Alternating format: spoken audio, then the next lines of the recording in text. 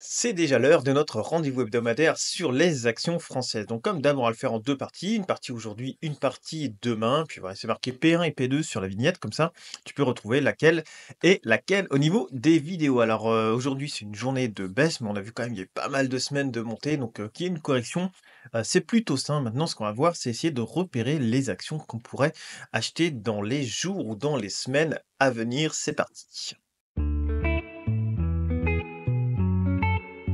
Allez, on va commencer par Accor et je vais juste vous faire un rappel pour ceux qui, rejoignent la chaîne actuellement ou qui n'ont pas encore vu les vidéos, il y a un tutoriel si vous débutez la bourse, voilà, c'est le site ProRealTime en version gratuite, hein, donc tout ce que j'utilise finalement vous pouvez l'utiliser à la maison, dans une version gratuite. Je prends pas de logiciel, payant, mis à part un screener de portefeuille de temps en temps que je partage avec vous, mais sinon, voilà, c'est gratuit. Vous pouvez exactement avoir la même configuration, que moi, voilà, c'est expliqué dans un tutoriel. Je ferme la parenthèse et puis c'est parti. Donc on a Accor. Donc ouais, je me base plutôt sur un format semaine encore, hein, c'est là le plus voyant je trouve en ce moment. Accor, bah, comme d'hab, on a fait pas mal de semaines de hausse sur le CAC 40 et donc là, on va commencer, un petit peu à corriger. Mais ce qui est logique, hein, il y a rien d'alarmant, il y a eu une grosse baisse, il y a eu un gros rebond derrière. Voilà, la baisse était un petit peu, je pense, trop forte et puis le rebond qu'il y a eu derrière est peut-être aussi un petit peu trop fort. Mais voilà, je pense que si on dézoome un petit peu les choses, je pense qu'on peut trouver un certain équilibre à peu près au milieu de tout ça. Entre la panique et l'euphorie, je pense qu'il y a un certain équilibre à trouver et je pense qu'il est un petit peu plus bas que ça. Voilà, ça c'est mon idée, mon raisonnement. Et donc à voir un petit peu ce que ça va donner après. Donc pour le moment, j'évite de trop me placer sur les actions ces semaines, les semaines là passées, puisqu'on a quand même fait déjà un beau rebond et je pense qu'on aura d'autres points, pour se placer, peut-être un peu plus tard. À moins que je me trompe, mais si je me trompe, tant pis. Mes placements long terme que je ne revends jamais, eh bien eux, eh bien feront le job. Si ça monte, ils me créeront de la performance. Donc Accor, pour le moment, on vient entre les 2, plus près même des points, hauts ici que des points bas. Et vous voyez les points hauts sur Accor, ils ont été testés plusieurs fois, donc là, il y a plus de chances de faire une baisse pour le moment que, d'aller chercher les plus hauts. Donc, elle est belle, elle est haussière, elle reste haussière, mais je pense qu'on peut aller la chercher un petit peu plus bas. Je pense que toutes les actions qu'on a en ce moment, on peut aller chercher un petit peu plus bas. S'il y a une semaine ou 2 de correction, voire un petit peu plus, je pense qu'il y a moyen de faire des affaires quand même sur un petit coup de des fois il y a un petit coup de panique, voilà, on verra bien. Donc ouais, sinon elle est belle, hein, elle est belle, regarde sur du moyen terme, elle est belle, mais après entre acheter à 47, là c'était sur du 34-35, mais voilà, on peut peut-être viser sur du 38-39 par exemple, pour celui qui veut rentrer 38-39 sur Accor, ça peut le faire, hein. Alors ensuite ADP, donc ADP elle est baissière, on le voit bien ici, elle est baissière. Toujours en tendance baissière, il y a pas pour le moment de vraiment de signaux, de reprise. Sur un format moyen terme, on voit à peu près la pente, hein. C'est pas vraiment pour vous faire voir les plus hauts de plus en plus bas, c'est plus pour vous faire voir la pente que prend l'action, puis tant qu'on n'a pas cassé cette pente-là, bah, ça sert à rien de rentrer, je pense, hein. Ici, on est sous la moyenne mobile 200. On va aller regarder en format journalier, mais format journalier, c'est un petit peu mieux déjà. On a repris la moyenne mobile 200. La semaine dernière ou la dernière fois que j'ai fait ça, c'était le 28 avril, donc il y a un petit mois, je parlais de là sûrement, qu'il faut casser ici la moyenne mobile 200 pour ensuite faire quelque chose de pas mal. Donc c'est ce que ça a fait finalement. La tendance, elle est toujours belle en format journalier, ça corrige. Alors est-ce qu'on va essayer de la reprendre sur les 109 là, à peu près 109-110 sur la moyenne mobile 200? Et puis si ça casse plus bas, bah tant pis, vous sortez, puisque ce serait une reprise de la tendance baissière. Soit autrement, on attend de casser là les 120 à peu près, hein, cette oblique là, casser cette tendance là, pour repartir après chercher, les plus hauts sur enfin des plus hauts, des seuils un petit peu plus sympas sur les 145 €. Ça, c'est possible, hein. Ça, c'est possible, mais une fois de plus, on est entre les 2, entre la moyenne mobile 200 et entre le haut de cette oblique-là. Donc à voir, hein, parce que le risque après, c'est que ça vous fasse quelque chose avec comme ça, où ça reprend, ouais, ça revient sur la moyenne mobile 200, ça reprend, puis après ça casse, voilà. Mais c'est elle est bien, hein, sinon, elle est bien, mais pas en format moyen terme, quoi. Elle est baissière en format moyen terme, hein, depuis un petit bout de temps d'ailleurs, elle est baissière. Elle est baissière depuis 2018, hein. Bon, à voir. Air Liquide, donc Air Liquide, moi j'aime bien. C'est un de mes coups de cœur, hein, forcément, du moment. Je suis actionnaire depuis plusieurs années dessus.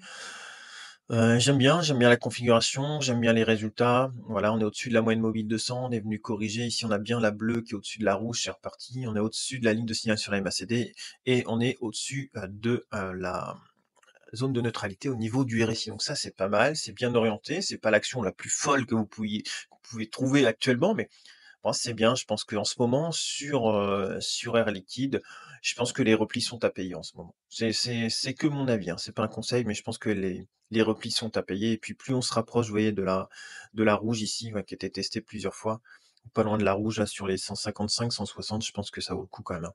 Elle est bien orientée, les résultats sont bons, voilà, ça va un petit peu dans la tendance des actions solides qui performent, donc ouais, ça me plaît bien.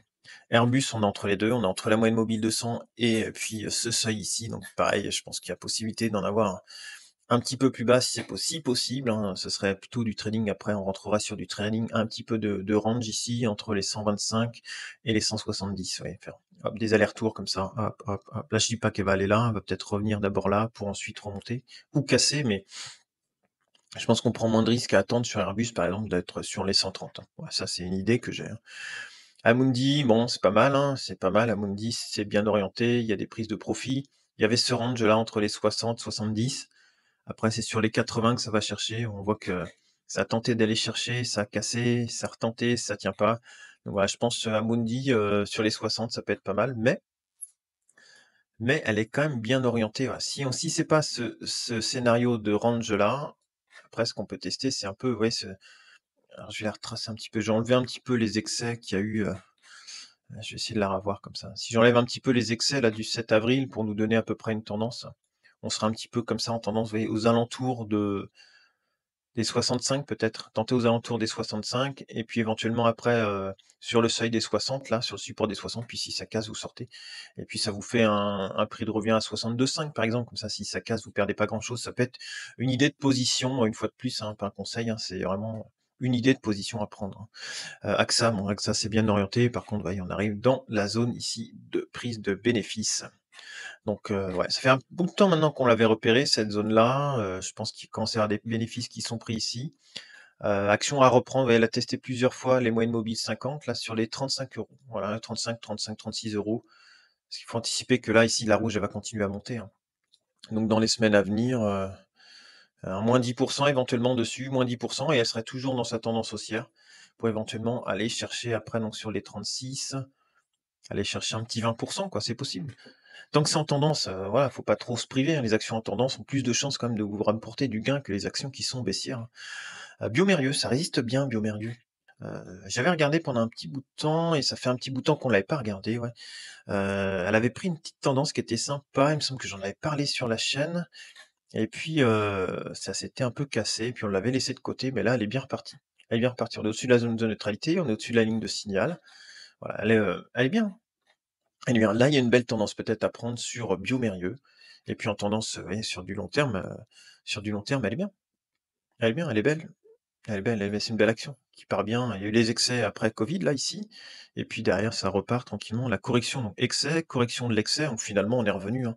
Si vous voulez, on avait une pente à peu près comme ça, hein. Regardez, si j'en mets à peu près autant au-dessus qu'en dessous, j'enlève les excès du Covid, j'enlève les excès, de correction, on est à peu près, oui, on est à peu près, sur cette pente-là, hein et on est pas mal, hein. Là, on est pas mal. Donc Biomérieux, j'aime bien, hein. BNP Paribas, donc là, pareil comme les bancaires, hein, je pense qu'on arrive sur des seuils ici, pareil, seuil de prise de profit dans ces zones-là, à voir si ça revient vers, les 65, voire plus bas. 58, ce serait bien. 58, je pense que je serai acheteur sur celle-ci. Pour le moment, faut faut la laisser faire, hein. Faut la laisser faire. Bolloré, ça fait pas grand-chose. Pour le moment, c'est plutôt baissier. On voit la pente ici. Ici, c'est pas acheteur, c'est pas acheteur. Il y a mieux à faire, hein. Je passe vite parce qu'il y a mieux à faire. Bouygues, ça marche bien. Bouygues, c'est bien reparti. Il y a une belle tendance là, regardez. Ici, là, c'est bien reparti. Ici, on n'est pas encore en surachat. Ça, c'est très beau au niveau de la MACD. On est au-dessus de la moyenne mobile 200 depuis qu'on l'a franchi ici. Hop, signal d'achat, 24%. Puis ouais, on est bien orienté. On a la bleue qui est au-dessus de la moyenne mobile 200, qui est largement au-dessus de la rouge. Ah, on est bien. Là, on est bien. Bouygues, pour le moment, c'est en tendance, hein, voilà. Donc, en tendance, ce qui corrige est peut-être bon à acheter. Puis en tendance mensuelle, c'est pas mal aussi, hein. On vient de casser cette résistance-là. Donc là, ça peut être pas mal à jouer, hein. Bouygues, ça peut être pas mal. Bureau Veritas, c'est pas mal aussi Bureau Veritas. Regardez, sur du long terme, c'est une belle tendance. Ça fait plus grand-chose depuis quelques semaines. Là, ça fait plus grand-chose. Il y a un peu de volatilité, ça a repris, mais il y a quand même des acheteurs ici sur les 25, 25, 26. Il y a du monde qui achète. Après, voilà, c'est pas mon action préférée, mais bon, force est de constater que ça marche quand même. On peut voir ici peut-être là, hop, recaler ici cette résistance qui avait été ici, qui était cessée pas mal de fois, ça a voulu franchir, puis c'est revenu en dessous. À chaque fois, vous voyez, ça rebondit. Là, on est sous résistance. Il faudrait plutôt maintenant attendre les 26, 28, 26, 28 pour rentrer un petit peu plus bas, quoi. Le CAC 40, bon lui, il a fait quelques semaines de hausse, hein, il était bien, hein, au niveau des CAC 40, on est pas mal, pas mal, pas mal. Maintenant, voilà, on avait ce top là. Pour moi, soit les seuils d'achat maintenant, c'est sur les 7000, allez, je vais le remettre comme ça, à peu près, sur les 7200 et après 6008 quoi. Voilà, ça c'est les seuils qui me feraient peut-être prendre un peu d'indice. Ça peut être pas mal. 6008, bon, on va voir si on fait ce scénario de range ou pas. À voir, hein, sur le CAC, mais pour le moment, il est pas mal orienté. On est toujours au-dessus de la moyenne mobile 200, il y a pas de problème, hein. Capgemini, donc c'est baissier, hein. Capgemini, il y avait ce support-là qui a été cassé et puis qui devient maintenant résistance. Voilà. Maintenant, le support, c'est sur les 110, quoi. 110 ici, un gros support. Et puis si on va plus bas, bah après, on va peut-être aller chercher ici sur les 87. Donc à voir sur Capgemini, mais bon, quand on a une tendance comme ça, le mieux c'est de rester à côté. On attend que ça passe tranquillement, et puis tant qu'on n'a pas de signaux de retournement, eh bien, on rate rien. On a plus de chances de perdre en rentrant maintenant que d'attendre, hein. Quitte à rater 5% après de performance, on s'en fout, hein, finalement, si ça marche bien. Christian Dior, bon, on fera LVMH, hein, ce sera à peu près la même chose. Crédit Agricole, c'est bien orienté. Bien orienté, pareil, je pense que vu que c'est en tendance ici, on pourrait se fixer d'acheter les replis pour continuer cette belle tendance-là. Mais moi qui ne suis pas trop bancaire, si vous voulez, je préfère acheter les bancaires plutôt sur les points bas, sur les 8-10 € maximum, sur Crédit Agricole, quoi. Et ça, c'est que mon avis. Après, ça dépend de votre appétence pour les bancaires, hein. Moi, j'en ai pas trop, hein. Danone, par contre, c'est bien. Danone, c'est très très beau. Là, on a une belle tendance. On est moins accidenté que celle-ci. Voilà. Là, on a une belle tendance sur Danone. C'est bien parti en format semaine. Voilà, on n'est pas en surachat. On a un petit surachat, puis tout de suite, c'était racheté. Là, on est bien orienté. Elle est bien, hein. Danone, elle est bien. Regardez, même en format mensuel, c'est propre, hein. Alors, ça veut pas dire qu'elle va partir là, mais vous avez potentiellement plus de chances de faire des gains sur celle-ci que sur une autre, quoi. Donc, pas mal. J'aime bien Danone en ce moment. Oui, même sur des journées de correction comme ça, bah, elle est plus solide, quoi. Elle fait -0,4 et les autres sont dans les -2, -3%. Eiffage, bah, Eiffage, on a buté sur les plus hauts ici, hein, voilà. C'était plus ou moins annoncé, hein, moi étant actionnaire d'Eiffage, ça se voyait comme le nez au milieu de la figure, pardon. Là, ici, hein, c'est plus haut là, donc à voir, hein, maintenant. Ça veut pas dire parce que là, elle corrige là qu'elle va pas casser ses plus hauts, hein, parce qu'elle est toujours dans une belle tendance, mais ça demandera peut-être un peu plus de travail. Parce que regardez, après toute cette hausse-là, en plus franchir pour repartir, on aurait été quand même très très décorrélé des courbes là. Donc voilà, petite respiration serait bien, puis ensuite revenir chercher les plus hauts, pourquoi pas, hein.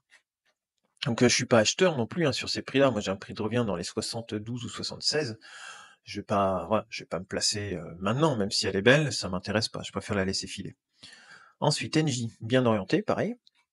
On arrive sur cette résistance-là, donc attention. Mais là c'est bien orienté, hein, NJ c'est bien, hein. Je suis pas spécialement fan de la boîte, mais voilà, c'est pas mal. On récupère la moyenne mobile 200. Ici, c'est bien orienté, c'est bien orienté, c'est bien orienté, voilà, enfin, elle est propre, hein. Elle est propre, Angie.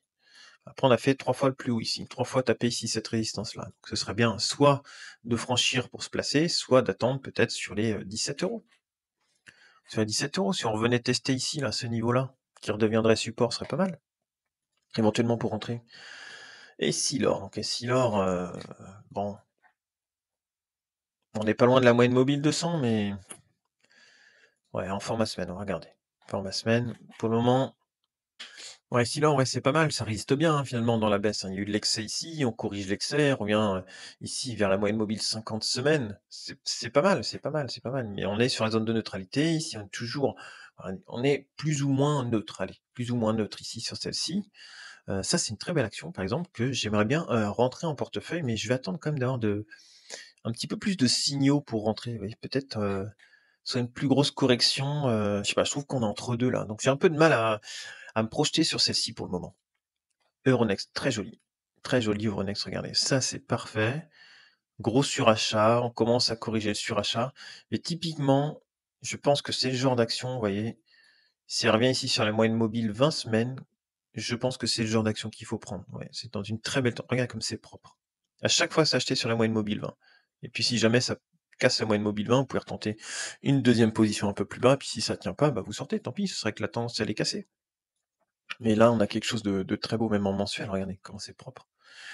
surachat, par contre surachat, mais ça peut rester longtemps en surachat. Voilà, là, si ça corrige un peu dans cette belle tendance-là, Euronext, moi, ça ferait partie de mes favorites, hein.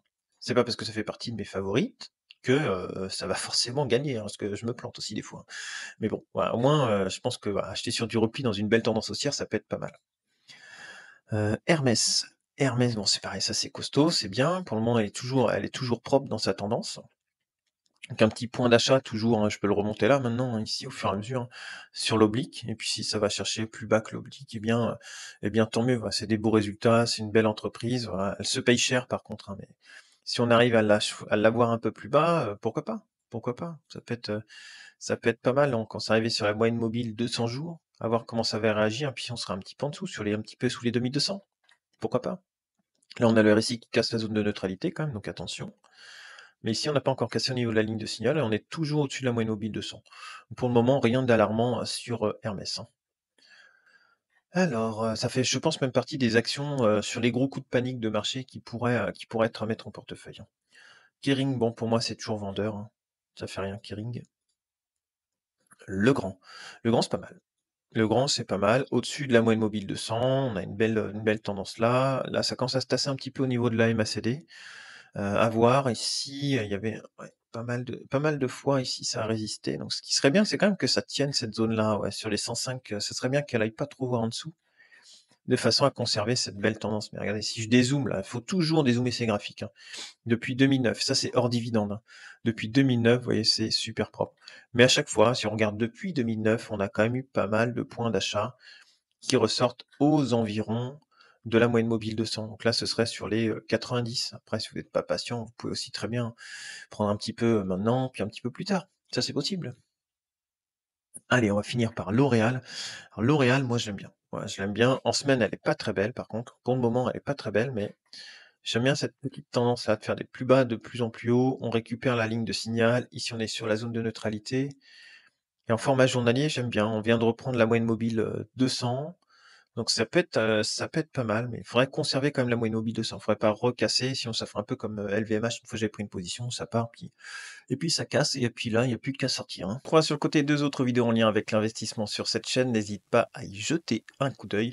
Une fois de plus, je vous remercie tous pour votre fidélité sur cette chaîne. Voilà pour notre rendez-vous qui est devenu maintenant un rendez-vous hebdomadaire. Et puis un grand merci aussi aux ambassadeurs de la chaîne, à ceux qui participent avec 2,99 € voilà, par mois à faire vivre aussi cette chaîne. Voilà. Donc, merci à vous. J'attends toujours qu'on ait dépassé la vingtaine de personnes pour faire les lives, mais c'est quand c'est pas mal parti à être dans le tuyau. Voilà. Donc merci à tous une fois de plus, et puis on se retrouve demain pour la suite de notre liste. Salut.